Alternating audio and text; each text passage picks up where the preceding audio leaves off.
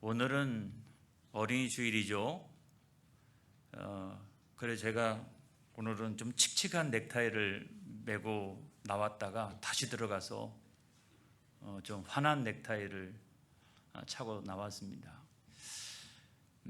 외국에서는 꽃주일이라고 그래서 어린이 주일로 지키는 나라들이 간혹 있습니다.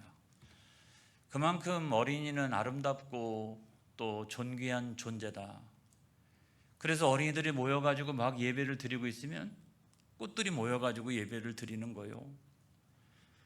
또 어린이집에서 이렇게 마을로 소풍을 이렇게 나가면 그냥 꽃들이 이렇게 올망졸망한 꽃들이 확 다니고 있는 것과 마찬가지예요. 그거를 보는 것만 해도 얼마나 아름다운지 알 수가 없어요. 그만큼 보배롭고 존귀한 존재라고 하는 말이죠. 예수님께서도 이렇게 말씀하셨어요. 마가복음 10장 14절로부터 16절에 있는 말씀에 보면 시작. 예수께서 보시고 노하시어 이르시되 어린아이들이 내게 오는 것을 용납하고 금하지 말라. 하나님의 나라가 이런 자의 것이니라. 내가 진실로 너희에게 이르노니 누구든지 하나님의 나라를 어린아이와 같이 받들지 않는 자는 결탄코 그곳에 들어가지 못하리라 하시고 그 어린아이들을 안고 그들 위에 안수하시고 축복하시니라. 할렐루야. 여러분, 오늘날 우리도 마찬가지라고 생각합니다. 그래서 우리 어린이들을 귀한 존재로 우리 여기고 그 어린이들을 우리가 볼 때마다 우리가 자꾸 축복해 주는 그런 은혜가 있기를 주의 이름으로 축복합니다. 할렐루야. 그런데 우리가 이 말씀을 읽다가 하나 걸리는 부분이 있어요. 어린아이와 같지 아니하면 하나님 나라에 들어갈 수 없대요. 큰일 났잖아요. 그렇죠? 큰일 났어요. 그래서 예수님께서 그 어린아이라고 이야기했던 어린아이들은 제가 생각을 해볼 때는 뭐 한 5학년, 6학년 이런 아이들은 아닌 것 같아요. 제가 볼 때는 아주 유아들, 어린아이들, 그러니까 사람들이 그 자기의 자녀들을 안고 와가지고 예수님이 만져주기를 원했던 그 말씀을 생각해 보면 이 아이들이 아주 그 어린 아이들인 것 같다, 유아들인 것 같다, 영아들인 것 같다, 그런 생각을 하게 돼요. 왜 예수님은 이렇게 말씀하셨을까요? 우리가 생각할 때는 어린이 그러면 아직도 미숙하고 배울 게 많고 이게 이제 어린이 아닙니까? 그래서 어린이잖아요. 그런데 예수님께서 보실 때는 전혀 그렇지 않다는 거죠. 예수님께서 보실 때는 이 어린 아이와 같지 아니하면 하나님 나라에 들어갈 수 없느니라.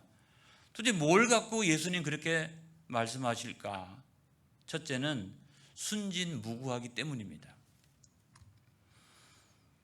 여러분, 순진무구하다라고 하는 말은 뭐냐면 너무 순진해가지고 티가 없다는 말이에요. 티가 없다. 여러분, 우리가 사회화되어지는 과정에서 점점점 티가 묻기 시작을 하고 나중에는요 순진무구했던 사람이 권모술수를 부리는 그런 사람이 될 수도 있는 거거든요. 인간에게는 본래 다 이 죄성이라는 게 있어요. 여러분, 아무리 어린아이라 할지라도 이 죄성이라는 게 다 있어요. 그런데 그것이 이성적으로 드러나지 않는 단계인 거예요. 이성적으로 드러나지 않는. 근데 사회화되어지는 과정에서 세상에 죄악이 얼마나 많이 있습니까? 그 영향을 자꾸 받으면서 그 죄성이 발현되어지기 시작을 하는 거거든요. 그래서 저는 뭐 어린아이들이 성장하고 성숙한다 이런 표현보다 그런 죄라고 하는 관점에서 생각을 해보면 어때요? 죄의 사회화 과정이라고 볼 수 있다. 저는 그렇게 생각을 합니다. 어린이들을 이렇게 보면은 저는 가장 먼저 보는 게 사람을 볼 때도 눈을 봅니다. 눈을. 그런데 어린아이들의 그 눈을 보게 되면 얼마나 순진무구합니까? 죄성이 이성적으로 드러나기 전 단계이니까 아주 그냥 눈이 얼마나 맑아요. 반려동물을 키우시는 분들 있잖아요. 이번에도 신방을 가서 보니까 얼마나 많이 있는지 더 늘었어요. 왜 반려동물을 키우면서 매력을 느낄까? 그건 다른 게 아니라 반려동물은 본능은 있어도 죄성이 없어요. 반려동물이 모여가지고 작당 모의를 하고 죄를 짓자. 천만의 말씀이에요. 밤을 새도록 죄를 짓는다거나 그런 일은 절대로 없습니다. 그래서 하나님 나라는 죄에 대하여 순진무구한 사람들이 들어가는 나라다. 그 다음에 두 번째로 보면은 겸손함이 있잖아요. 겸손함. 이게 교만함이 없다는 말이에요. 그래서 제가 5학년, 6학년은 아닌 것 같다. 아주 유아들인 것 같다. 이런 생각을 하는데 자기 부모가 얼마나 세상에서 대단한지 이게 중요하지 않습니다, 여러분. 얼마나 부자인지, 많이 배웠는지, 사회적 지위가 얼마나 높은지 전혀 그런 것조차도 생각하지 않는 겸손함이 있어요. 그래서 저 어린이집에서 출발해가지고 소예배실을 이용할 때 손에 손잡고 막 이렇게 손에 손잡고 이렇게 오는 걸 보면은 거기에 무슨 차별이 있어요? 제가 볼 때는 여기 민주주의가 있구나. 민주주의가. 평등사회구나. 이거 평등사회. 그게 가능한 이유가 뭐냐면 그런 거 따지지 않는 겸손함이 그들 가운데 있다는 거죠. 그래서 하나님 나라는 누구의 것이냐, 누가 들어갈 수 있느냐, 그렇게 세상적인 것 가지고 세상의 명예나 부나 자기의 지식이나 이런 거 갖고 들어갈 수 있는 나라가 아니라고 하는 거죠.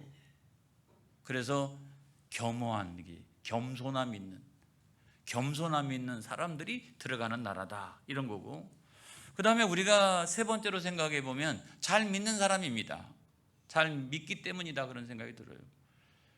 어렸을 때는 부모의 말이라고 그러면 아주 잘 듣잖아요.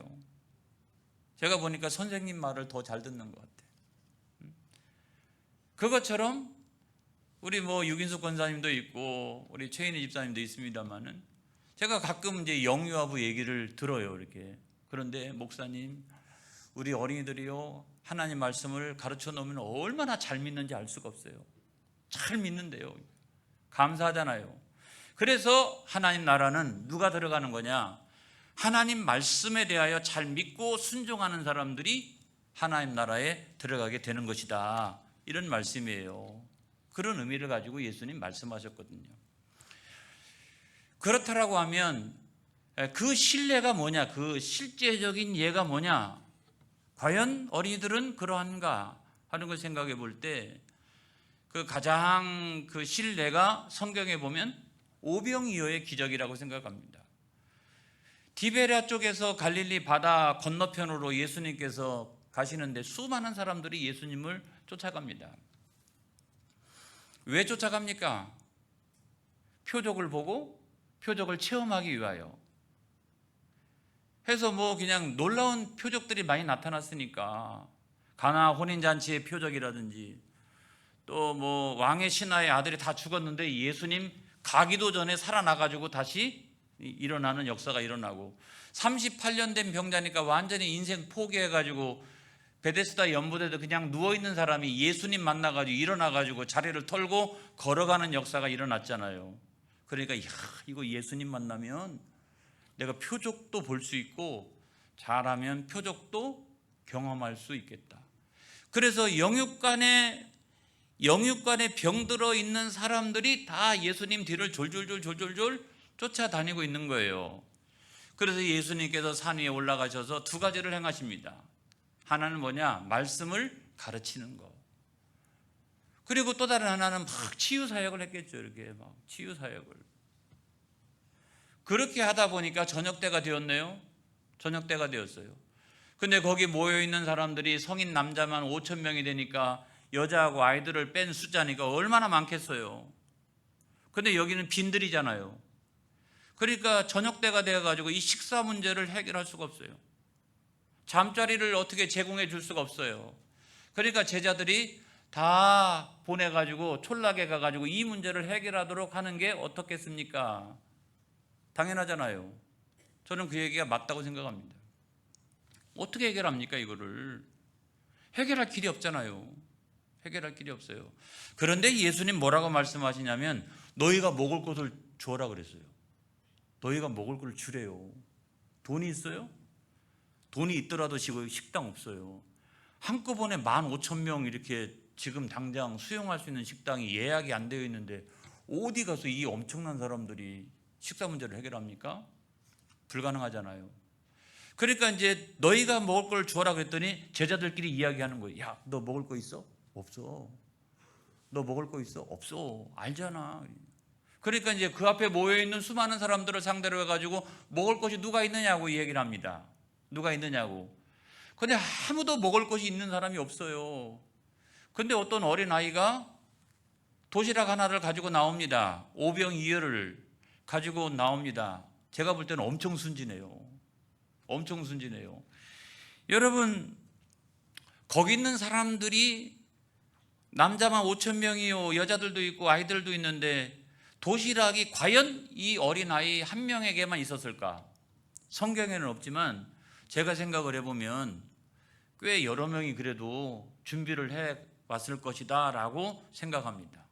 왜냐하면 여러분, 이들이 여기에 모여있는 이유는 뭐냐면 표적을 보고 표적을 체험하려고. 이게 병든 자는 야, 예수님 만져주면 치료받을 수도 있으니까, 아니면 또 육적인 문제, 또 영적인 문제 이렇게 해결함을 받을 수가 있으니까 그 표적을 보기 위하여, 표적을 체험하기 위해서 지금 잔뜩 나와 있거든요. 근데 생각해 보세요. 표적이 언제 나타나는지 그걸 어떻게 알아요?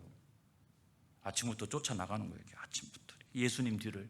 예수님 이쪽 가면 이쪽으로 가고 저쪽으로 가면 저쪽으로 가고 하루 종일 표적이 언제 나타날는지 알 수 없으니까 그러니까 막 이게 쫓아다니는 거예요. 근데 성경에 보면 혼자만, 가족 대표가 나와가지고 혼자만 쫓아다니는 게 아니라 여자들도 있고 아이들이 있는 걸 보게 되면 가족들이 쫓아다니는 경우도 있잖아요. 안 그래요? 아니면 이웃집에 이렇게 여자들끼리 이렇게 모여가지고 쫓아다닐 수도 있고 이런 거 아니겠어요? 근데 여러분, 제가 볼 때는 반드시 먹을 것을 준비했을 거라고 생각을 해요. 제가 생각할 때는. 왜냐하면 제 경험을 통해서 보면 여자들은 먹을 걸 준비합니다. 여보, 시간 돼서 빨리 가야 돼. 신방 가야 돼, 신방. 왜 이렇게 안 나오는 거야? 왜 이렇게 안 나오는 거야? 그래서 처음에는 이해했어요. 화장도 해야 되고. 근데 두 번째 중요한 게 있어요. 먹을 거를 준비. 아니면 멀리 여행을 간다든지. 근데 꼭 이게 뭔가 이렇게 준비를 하더라고요. 그래서 시간이 지금 말이야. 그런 거 준비하면 어떡하느냐고 지금. 빨리 가야 되는데. 근데 막상 차를 타고 가면은 이거 먹을 거야 그러면은 저도 자존심이 있지. 안 먹는다고 그러면 화가 났거든요. 안 먹는다고 그러면. 근데 조금 있다 보면 자기 혼자 먹고 있거든요. 그거 좀 내놔봐. 그리고 나중에 보면 제가 다 먹고 있는 거. 그런 것들을 딱 생각해 볼 때 표적이 언제 일어날지도 모르는데 여자들이 나오면서 아무것도 준비를 안 했을까? 제가 볼 때는 그래도 가난하지만 그래도 꽤 그 여러 명이 아마 준비해 갖고 그 자리에 나와 있지 않았을까라고 생각을 합니다. 그런데 너희 중에 먹일 것이 있느냐라고 얘기했을 때 이 순진한 어린 아이만 그거 갖고 나오는 거예요. 그게 그 제자들한테 주시는 주의 말씀이니까, 그리고 순진하니까, 그리고 겸손한 마음이 있으니까. 그래서 예수님께서 하나님의 나라는 이 어린아이와 같지 아니하면 절대로 들어갈 수 없느니라 말씀하셨어요. 그리고 축사하시고 제자들이 비로소 질서 있게 나눠주고 막 이렇게 그랬더니 거기 있는 사람들이 다 먹고도 12광주리가 남았다라고 하는 이야기 아니겠어요? 그 순간에 뭐가 이루어졌어요? 그 빈들 공동체 안에 하나님의 나라가 임하게 된 줄로 믿습니다. 할렐루야. 그래서 하나님의 나라는, 완전한 하나님의 나라는 저 영원한 천국에 있지만 세상에서 부분적으로 하나님의 나라가 이루어지기 시작을 하는 거죠. 그렇죠? 하나님의 나라가 이루어지기 시작을 하는 거예요. 근데 제가 여기서 생각을 해보니까 하나님의 나라가 어떻게 거기서 이루어졌을까 하는 걸 생각을 해봤어요. 하나님의 나라가 어떻게 여기서 이루어졌을까? 여러분, 거기서 가장 중요한 요인이 뭡니까? 첫째로는 나눔 때문이라고 사람들이 생각을 많이 합니다. 나눔. 그런데 예수님의 제자가 당신들 먹을 것이 있습니까? 라고 얘기했을 때 사람들이 비교적 그래도 웬만한 사람들은 도시락을 쌓아왔을 텐데 먹을 것이 있습니까? 함께 나눕시다 라고 얘기했을 때 내놨어요? 나 먹을 것도 없어요. 지금 여기 가난한 사람들만 내가 보니까 엄청나게 많은데 이거 내놨다가 누구 코에 붙여요? 그러니까 못 내놓고 있는 거죠. 다 이제 헤어지고 난 다음에 저쪽 가가지고 우리 식구들끼리만 먹으려고 생각을 하고 있는 거죠. 여러분, 나눔이라고 하는 것은 하나님 나라의 중요한 특징이요, 나눔이라고 하는 건 하나님 나라에 들어가는 사람의 중요한 특징이지만, 그럼에도 불구하고 세상에서 나눔은 그렇게 쉽지 않다는 거예요. 나눔은 그렇게 쉽지 않다는 거예요. 그러니까 여기서도 한 명의 어린아이가 그 나눔을 실천하잖아요. 그러니까 엄청나게 칭찬받는 거죠. 하나님 나라의 특징, 하나님 나라에 들어갈 사람의 자격은 이와 같아야 된다라고 말씀하실 만큼. 그런데 여러분, 인류는 그렇지 않습니다. 여러분, 인류는. 그래서 인류가 나눠라 거기에 중요한 해법이 있다는 사실을 알면서도 나눔이 잘 실천이 안 되기 때문에 역사적으로 보면 강제적으로 나눔을 실천하기 위한 제도가 있었어요. 그게 사회주의와 공산주의 아니겠어요? 그러니까 안 나누는 거예요. 이게 도무지 자본주의 사회가 쫙 이렇게 진행이 되어지면 사람들이 안 나눠요. 그러니까 반강제적으로 이 강제적인 나눔을 실천했잖아요. 근데 그 강제적인 나눔이 성공했어요? 실패했잖아요. 망했잖아요. 그러니까 사람은 그 강제적으로 하든 뭘 하든 이 사적 소유와 그다음 죄의식, 이거를 뛰어넘지 않는 한 사람은 나누라게도 나누는 사람이 있죠. 우리도요, 카페에서요, 국경 없는 의사회부터 시작해가지고 웬만한 그 세계적인 NGO들이요, 알게 모르게 많이 돕고 있어요. 그런데도 그것이 가지고 있는 한계가 있다는 거예요. 한계가. 인간의 본래에 가지고 있는 그 죄성, 이 문제가 해결되지 않는 한 세상에서는 나눔이 부분적으로 실천된다 할지라도, 그래서 부분적으로 하나님 나라의 특징이 나타난다 할지라도 이것이 인류의 문제를 해결할 수 없다는 거예요. 그 다음에 두 번째로는 표적이에요. 표적 때문일까? 여러분, 표적 때문일까? 사람들이 계속해서 쫓아다녔던 이유는 표적 때문이었습니다. 그렇죠? 세상에 완전히 거의 죽은 사람이잖아요. 거의 죽은 사람. 죽은 사람을 가지도 않고 예수님 달려가는 중에 살아나가 일어났잖아요. 38년 된 병자는 거의 인생 포기한 사람이에요. 그냥 누워있는 거예요. 거기서 나으려고 누워있는 게 아니라, 제가 언젠가 설교를 했지만 인생 포기하고 갈 데 없어요. 이제 더 이상 집에서도 나왔고요, 갈 데 없어요. 그냥 거기서 누워있는 거예요. 그냥 옆에 있는 사람한테도 당신 나을 거야 그렇게 얘기도 안 해요. 그냥 누워있는 거예요. 그런데 예수님 만나가지고 이런 사람이 다시 살아났잖아요. 그렇죠? 기적처럼. 여러분, 이런 엄청난 역사들이 막 일어납니다. 그리고 오병이어의 기적, 그죠? 야, 엄청나잖아요. 엄청나. 오병이어의 기적. 여러분, 그러니까 사람들은 예수님을 당신이 왕이 되면, 임금이 되면 우리 질병의 문제 다 해결하고, 그 다음에 우리 경제적인 빵의 문제 다 해결하니까 당신이 왕이 되면 정말 이 땅에 하나님의 나라가 이루어질 거라고 생각을 했어요. 근데 여러분, 그렇지 않다는 거예요. 그렇지 않다는 거예요. 인간의 본질적인 죄성의 문제가 해결되지 않는 한, 여러분, 그 사람들이 죽지도 않고 막 계속적으로 살아있고, 아침도 오병이어의 기적이 일어나고, 점심 때도 오병이어의 기적이 일어나고, 저녁 때도 오병이어의 기적이 일어나고, 내일 아침도 오병이어의 기적이 일어나고, 내일 점심 때도 일어나고, 막 이렇게 일어났다. 여러분, 이런다고 해서 부분적으로 그 하나님의 나라가 이루어진다라고 해서 사람들이 만족하지 않아요.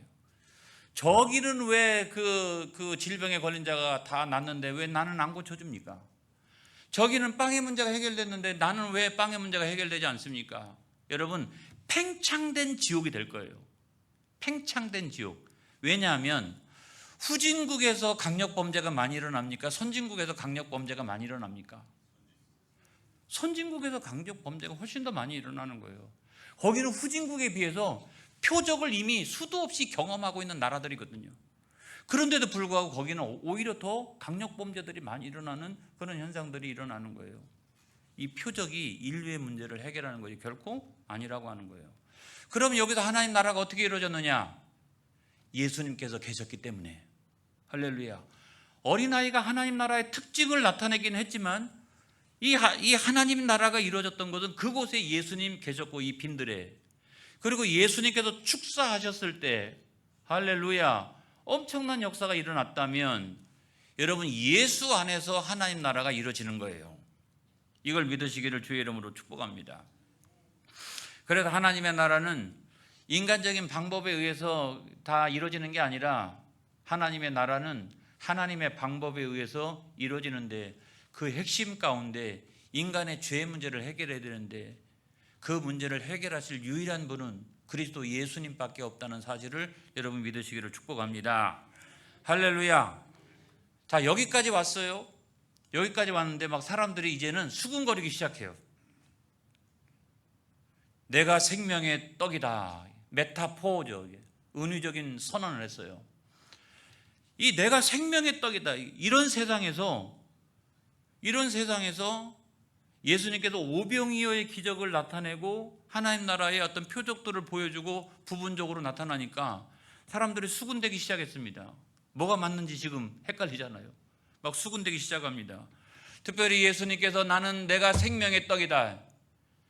야, 이게 엄청난 말이잖아요. 이게 내가 생명의 떡이다. 나눔의 떡만 가지고는 안 돼. 그러는 거예요. 사회복지의 떡만 가지고도 안 돼. 그거 먹어도 사람은 죽어. 표적의 떡만 가지고도 안 돼. 그래서 어떤 기적이나 신비주의나 이런 것만 갖고 되는 게 아니야. 그래서 맨날 기적이나 바라고 말이죠. 어디 투기해가지고 어떻게 갑자기 뭐 부자가 되는 거나 생각하고 있고요. 그러면 안 된다고요. 그래가지고 부분적으로 0.00001%의 사람이 그런 기적을 체험한다 할지라도 모든 사람이 체험하는 건 아니잖아요. 그래서 그래도 죽어. 근데 나는 생명의 떡이야. 나를 먹고 마시고 나를 믿는 자가 생명을 얻고 영생을 얻을 수 있어. 이 바보야. 그러면서 예수님께서 엄청난 이야기를 했는데 이게 다 이해가 되면 좋잖아요. 다 믿어지면 좋잖아요. 그런데 이게 엄청난 메타포적인 은유적인 표현으로 이 말씀을 하셨기 때문에 사람들이 다 믿어지는 건 아니잖아요. 그러니까 수군대기 시작을 합니다. 요한복음 6장 43절을 보겠어요. 시작. 예수께서 대답하여 이르시되 너희는 서로 수군거리지 말라. 근데 이 말이 요 대목 원절이에 엄청나게 많이 나와요. 그래서 제가 조금 시간이 걸리더라도 말씀을 드려볼게요. 요한복음 6장 41절 시작. 자기가 하늘에서 내려온 떡이라 하심으로 유대인들이 예수에 대하여 수군거려. 아니 지금 우리는 육신의 떡 필요한데 왜 무슨 생명의 떡 이야기하세요? 교회에서 그 육신의 떡 어떻게 하면 잘 이렇게 먹을 수 있는지 이런 거나 하지, 교회에서 왜 하늘에서 내려온 떡 이야기를 하세요 하는 것과 똑같은 거죠. 그 다음에 두 번째로 또 수군거립니다. 요한복음 6장 60절로부터 61절 시작. 제자 중 여럿이 듣고 말하되 이 말씀은 어렵도다. 누가 들을 수 있느냐 한데 예수께서 스스로 제자들이 이 말씀에 대하여 수군거리는 줄 아시고 이르시되 이 말이 너희에게 걸림이 되느냐. 예수님께서 하셨던 그 말씀은 뭐냐면 영생의 말씀이거든요. 그런데 어려운 거예요. 자, 육신의 떡만 매일같이 생각하고 표적 구하고 야 예수님 잘 쫓아다니면 이런 거 좀 생기겠구나 하고 쫓아다니고 있는데 예수님 하시는 말씀이 영생하는 말씀 이야기하니까 이게 어렵잖아요. 일단 이해가 안 가요. 이해가. 예수님 쫓아다니면 뭐가 생길 줄 알았어요. 그런데 예수님은 전혀 엉뚱한 얘기를 하고 있잖아요. 그러니까 이게 당장 뭐가 생기지 않는 거니까 이해가 잘 안 되는 거잖아요. 여러분 오늘날 교회에서도 마찬가지예요. 아니 목사님 무슨 영생의 말씀이에요. 그나마 그 기독교인들이 윤리나 도덕이나 이런 거라도 잘 지켰으면 좋겠어요. 기독교인들이 때때로 세상에서 너무 창피해요. 이럴 수도 있잖아요. 그래도 교회는 윤리와 도덕을 가르치는 교회가 아니라 교회는 영생의 말씀을 가르치는 교회인 줄로 믿습니다. 할렐루야. 그 다음에 요한복음 7장 12절에 있는 말씀 볼까요? 시작. 예수에 대하여 무리 중에서 수군거림이 많아 어떤 사람은 좋은 사람이라 하며 어떤 사람은 아니라 무리를 미혹한다 하나 사람들이 막 두 패로 나는 거예요. 예수님이 착한 사람이에요. 착한 사람. 아니야, 예수님 미혹하는 사람이에요. 막 두 패로 나눠가지고 막 이러는 거예요. 여러분, 교회에서도 착한 예수님 가르치는 곳이 아닙니다. 석가나 공자나 막 이렇게 비교해가면서 철학 얘기하고 막 이걸 비교해가면서 얼마나 착하신 분인지. 교회는 인간의 가장 문제는 죄의 문제요. 예수님은 그 죄를 대신하기 위하여 십자가에서 죽으셨나니 그거는 내 죄를 대신하기 위해서 주님께서 십자가에 죽으셨고, 내가 그 사실을 믿으면 내 죄가 사함받고 의롭다 칭함을 얻고 하나님의 자녀가 되느니라 그랬더니, 그거 미혹하는 말 아닙니까? 그거 미혹하는 말 아닙니까? 여러분, 그래서 사람들은, 교회를 다녀도 사람들은 두 가지 현상이 나타납니다. 수군거리기 시작하면서 그 다음에 갈라지는 역사가 일어나기 시작합니다. 하나의 현상은 뭔지 아세요? 하나의 현상은 진리를 오해하기 시작합니다. 내가 교회를 다닐 때는 이러려고 다닌 게 아닌데,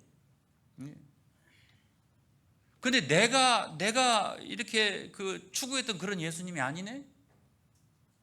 진리를 오해하기 시작합니다. 진리. 교회 가서도 뭐 엄청난 표적들이나 이런 것들이 별로 안 일어나요. 나는 표적 구하러 왔는데 안 일어나거든요. 그러니까 진리에 대해서 오해하기 시작을 합니다. 그리고 두 번째는 떠나가기 시작을 합니다. 그리고 세 번째는 예수를 잡아서 죽이려고 합니다. 내가 믿고자 하는 예수와 말씀하시는 예수님이 달랐기 때문에. 그래서 여러분, 나중에 보면 요한복음 7장 30절 말씀해 보면 이렇습니다. 시작. 그들이 예수를 잡고자 하나 손을 대는 자가 없으니 이는 그의 때가 아직 이르지 아니하였음이러라. 이때부터 예수를 잡아서 죽이려고 하는 현상들이 나타났다는 거예요. 그리고 두 번째 현상은 뭐냐? 그럼에도 불구하고 이런 때에 믿어지는 역사가 왕성하게 일어난 줄로 믿습니다. 여러분, 성경에 보니까 요한복음 7장 31절 시작. 무리 중에 많은 사람이 예수를 믿고 말하되 그리스도께서 오실지라도 그 행하실 표적이 이 사람이 행한 것보다 더 많으랴? 예수님 그 행하신 표적만 봐도 우리는 그리스도라고 믿어진다.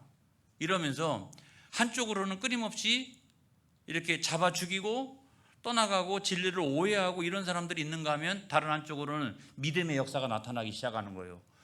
그만큼 또 더 많은 사람들이, 예수를 믿는 사람들이 생겨나기 시작하는 거예요. 여러분, 현실의 교회에서는 두 가지 현상이 다 일어납니다. 하나는 뭐예요? 첫 번째 현상도 일어납니다. 내가 예수 믿을 때는 나는 이러려고 안 믿었어. 두 번째 현상도 나타납니다. 그런다고 해서 교회가 망하느냐? 절대로 그렇지 않습니다. 믿는 자의 무리가 계속해서 늘어가기 시작합니다. 이 두 가지 현상이 계속해서 현실의 교회에서는 일어나는 것이다. 이걸 여러분 믿으시기를 주의 이름으로 축복합니다. 그래서 어떻게 보면 교회를 다닌다고 해서 다 믿고 구원받는 것은 아니에요. 제가 너무 심하게 얘기했나? 그래서 저는 오늘날에 와서 성경을 통해서 깨닫는 진리는 뭐냐면, 믿음이라고 하는 것은 하나님의 은혜의 선물이다. 어떤 사람은 믿노라 했지만 나가서 결국 보면 얼마 안 가가지고 떠나가는 사람이 있는가 하면, 어떤 사람은 저 사람 믿음이 없나 그랬더니 다시 돌아와서 신앙생활하는 사람이 있고, 이거를 종잡을 수가 없다는, 종잡을 수가. 그래서 믿음이란 뭐냐? 믿음이라고 하는 것은 하나님의 선물이다. 사람의 눈으로 볼 게 아니구나, 그런 생각을 갖게 되는 거예요. 조직신학자가 믿음을 네 가지로 얘기했어요. 하나는 뭐냐면 역사적 믿음. 성경을 볼 때도 이거 역사적 사실인가 아닌가, 이성적으로 이렇게. 근데 성경이 꼭 이성적으로 이해가 되는 것만 있어요? 아니잖아요. 근데 그런 것만 편취해서 이렇게 읽어보시는 분들이 있어요. 두 번째 믿음은 이적적인 믿음. 꼭 신앙생활에도 성향이 틀려요. 이렇게 보면 어떤 분은 이렇게 하고 방언 받고 막 이렇게 막 치유 역사가 일어나고 그래야 신앙생활하는 것 같다. 이적적인 믿음이죠. 기적주의와 신비주의와 이런 믿음. 그 다음에 세 번째로는 어떤 믿음이냐면 일시적 믿음이며 감정적 믿음이 있어요. 감정적 믿음. 그러니까 오늘은 이런 거예요. 막 기분이 우울해요. 이렇게. 근데 오늘 말씀이 거기에 딱 맞아. 오늘 목사님 저를 위해서 주신 말씀. 그래가지고 갑자기 뜨거워져. 갑자기 뜨거워져요. 갑자기 감정 때문에. 감정과 말씀이 딱 일치를 한 거예요. 근데 얼마간 있다 보면은 또 신앙생활을 또 잘 안 하네. 이런 현상이 일어나죠. 감정적으로 이렇게 믿는. 근데 여러분, 네 번째 믿음이란 무슨 믿음이냐면 구원적인 믿음이 있습니다. 구원적인 믿음은 하나님께서 택하신 자 안에 믿음의 씨앗을 이미 뿌려 놓았어요. 내가 죄인이지만, 내가 죄 짓고 살아가지만 내 안에 믿음의 씨앗이 있는 거라. 어떤 계기가 딱 되면 전도자를 통해서 하든, 야, 너 교회 가야 돼. 부모가 막 윽박지르든, 아니면 뭐 어느 날 부흥회한다고 해서 한번 나가봤든, 아무튼 내 안에 믿음의 씨앗이 있었는데 어떤 계기가 딱 돼가지고 그 믿음이 발화하기 시작하는 거예요. 할렐루야. 발화하기 시작하는 거예요. 여러분, 이것이 뭐냐면 구원적인 믿음인 거예요. 그래서 구원과 믿음이라고 하는 것은 사람의 행위나 공로나 감정이나 이성이나 역사적이나 이런 걸 가지고 이렇게 나타나는 게 아니라, 구원과 믿음이라고 하는 것은 하나님의 은혜의 선물이다. 주여, 이거를 깨달으시기를 바랍니다. 나 같은 죄인 없는데 내가 이 자리에 앉아와 있는 것 자체가 얼마나 감격인지 여러분 알 수가 없어요. 얼마나 감동적인 일인지 알 수가 없어요. 은혜의 선물이라는 거예요. 제가 예를 들어서 한 가지만 더 설명해 볼게요. 오늘은 좀 길게 가네. 자, 중생과 믿음에 대해서 제가 한번 이야기해 볼게요. 자, 내가 믿었으니까 중생한다고 보통 우리는 생각해요. 내가 믿었으니까 중생한다고. 근데 내가 하나님 믿어줄게요, 오늘부터. 그럼 막 그다음부터 막 중생의 역사가 막 일어나가지고 막 내가 새 사람 되고 이런가요? 아니죠. 뭐냐면 내 안에서 나도 모르는 사이에 중생의 역사가 먼저 일어나요. 이렇게 어떤 계기가 돼가지고 갑자기 눈물 나고 갑자기 회개가 되어지고, 뭐 내가 이해할 수 없는 어떤 현상들이 내 안에서 막 일어나기 시작하면서 마음으로 믿어지고, 마음으로 믿어 의에 이르고, 입술로 시인하여 구원에 이르느니라. 막 이거 어쩔 수 없어요. 막 이런 막 현상들이 막 일어나니까 막 지금 내 안에서, 목사님 그래서 제가 잘못했습니다. 회개합니다. 예수님, 하나님 내가 잘못했습니다. 이러면서 막, 그건 뭐냐면 내 안에서 그런 중생의 역사가 일어나니까 마음이 막 흔들리기 시작하고 입술로 토해내기 시작하는 거예요. 그렇다라고 하면 내가 믿어주는 것이 먼저가 아니라는 거예요. 내 안에서 일어나는 알 수 없는 이 중생의 역사가 먼저 있었고, 그러고 난 다음에 내가 입술로 시인했다는 거예요. 할렐루야. 그래서 믿음과 구원이라고 하는 것은 하나님의 선물이라는 거예요. 여러분, 이것을 절대로 빼앗기지 않기를 주의 이름으로 축복합니다. 할렐루야. 그래서 여러분, 오늘 성경 말씀에도 있어요. 요한복음 6장 45절 한번 볼까요? 시작. 선지자의 글에 그들이 다 하나님의 가르치심을 받으리라 기록되었은즉 아버지께 듣고 배운 사람마다 내게로 오느니라. 자, 예수님께서 하신 말씀인데 이미 아버지께로부터 무슨 역사가 일어났어요. 그런 사람이 결국 나에게 오는 것이다. 그렇게 말씀하고 있는 거예요. 여러분, 우리가 잘 아는 데살로니가 후서 2장 13절로 14절에 있는 말씀 보겠습니다. 시작. 주께서 사랑하시는 형제들아, 우리가 항상 너희에 관하여 마땅히 하나님께 감사할 것은 하나님이 처음부터 너희를 택하사 성령의 거룩하게 하심과 진리를 믿음으로 구원을 받게 하심이니, 이를 위하여 우리의 복음으로 너희를 부르사 우리 주 예수 그리스도의 영광을 얻게 하려 하심이니라. 할렐루야. 하나님의 먼저 이렇게 작동하심이 있었다는 말이에요. 그리고 누군가 복음을 전한 거예요. 그래서 결국 우리에게 그리스도 예수의 영광을 얻게 하려 하심이니라. 그래서 예수님은 이 복잡한 이야기를 한 단어로 축약을 딱 했어요. 나는 생명의 떡이니라. 나는 생명의 떡이니라. 할렐루야. 나를 먹고 마셔야, 나를 믿어야 내가 생명을 얻고 영생을 얻느니라. 기도하겠습니다.